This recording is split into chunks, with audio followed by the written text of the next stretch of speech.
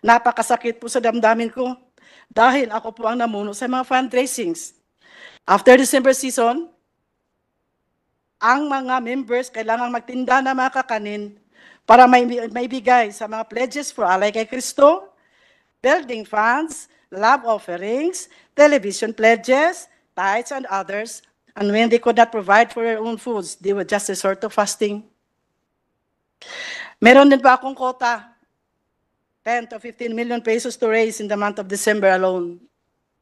I organized the carolers nationwide to meet my quota. We recruited and trafficked our young people from Mindanao and Visayas to carol in the provinces of Luzon and in the national capital region cities. The supposed income na dapat ibigay sa mga beneficiaries, sa mga nasabing associations, hindi naman talaga truthfully and honestly na ibigay. Only a little portion of the income was shared to the beneficiaries. Ang ibang workers naman, walang hinto sa pagtinda rin ng mga kakanin na may quota of 500 to 1,000 pesos a day, Monday to Saturday. Ito ang buhay ng mga workers na nasa logistics department.